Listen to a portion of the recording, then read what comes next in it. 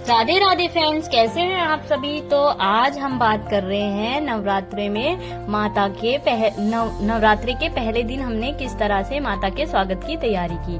तो मैंने सभी सामान को इकट्ठा कर लिया था, जैसे कि आम के पत्ते, अशोक के पत्ते, जिससे मैं तोरण बनाकर अपने घर में लगाती हूँ। और ये पात्र था और शुद्ध मिट्टी भी ले आए थे और इनको इकट्ठा कर लिया। फिर मैं घर के मंदिर में आ गई।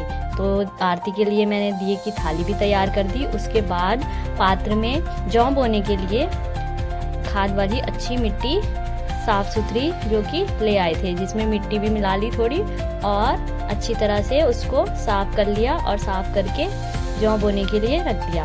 और जौ मैंने पहले से ही भिगा लिए थे, थोड़ी देर पहले ही भिगा लिए थे ताकि वो थोड़े गीले हो जाएं। उसके बाद बोते हैं तो अच्छे से जौ होते हैं। और उसके बाद मैंने किया अपना कलश तैयार। कलश में रंग बिरंगे कलर भर के, इस बार मैंने 2 ही कलर भरे, वरना मैं बहुत सारे कलर भरती हूँ। तो आप देख सकते हैं गोबर से ऐसे मेरी मम्मी भी भरती है, उन्होंने मुझे सिखाया है, तो इसीलिए मैं भी इसी तरह से हमेशा से करती आई हूँ शादी के बाद। तो ये इस तरह से कलर वाला मटका मैंने तैयार कर लिया मिट्टी के। मैं मिट्टी का ही कलश हमेशा रखती हूँ, वो ज्यादा शुद्ध माना जाता है।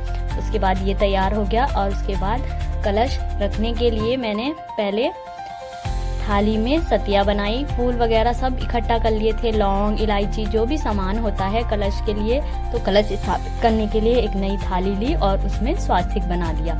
सतिया बनाने के बाद हल्दी और कुमकुम से बनाया है ये सतिया। और फिर उसके बाद हमने थोड़े से अक्षत, जो कि टूटे हुए नहीं होते चावल, वो डाल दिए। और फिर गेहूं रखी, क्योंकि चावल मेरे पास ज़्यादा साबुत नहीं थे, बिनने का टाइम नहीं मिला कि मैं साबुत निकालूं, थोड़े टूटे हुए थे चावल हमारे, और इसलिए मैंने गेहूं का यूज़ किया क्योंकि गेहूं साबुत थे। फिर अब आपको मैं बताऊंगी कि कलश में क्या क्या सामग्री डालते हैं कलश में। तो कलश में हम शुद्ध जल डाल लेंगे, गंगा जल डाल लेंगे, एक सिक्का, सुपारी, लौंग, इलायची और ये सब चीजें डलती हैं।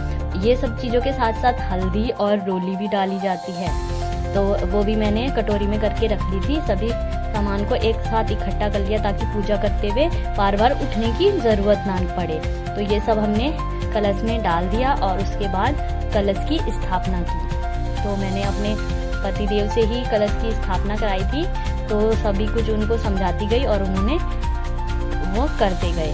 तो सारे काम करे, रोली भी डाली उसमें, हल्दी भी डाली। इस तरह से कलश की सभी सामग्री हमने डाल दी।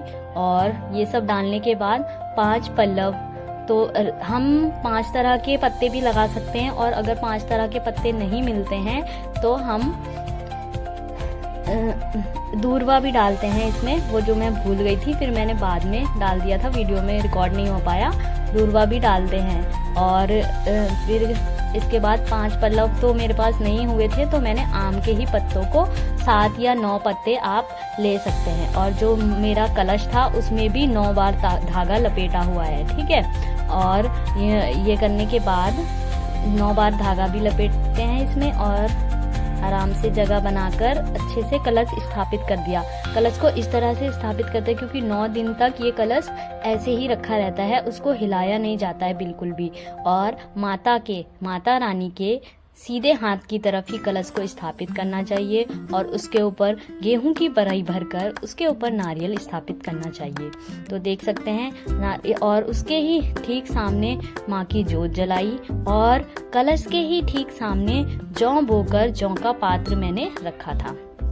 तो अब आप सबको मैंने बता दिया है कि किस तरह से मैंने अपने घर में माता के स्वागत के लिए सभी कार्य किए।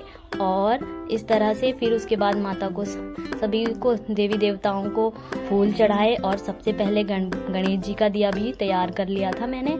और गणपति बाबा जी की पूजा होती है सबसे पहले, जैसे आपको पता है। फिर कलश की पूजा, सब चीज की पूजा करके, क्योंकि ये कलश जो होता है सभी देवी देवता इसमें निवास करते हैं। और ओय एम ह्लीम क्लीम चामुंडाय विचे करके आप को इस मंत्र का जाप करते हुए माता रानी के सभी कार्यों को करना चाहिए। और पूजा कर ली, आरती कर ली। उसके बाद मैंने बनाया अपना तोरण, जो अशोक के पत्ते, आम के पत्ते मैंने इकट्ठे करे थे, मतलब लेकर आए थे हम पेड़ में से, उससे मैंने अपने घर घर के दरवाजों पर लगाने के लिए तोरण बनाया।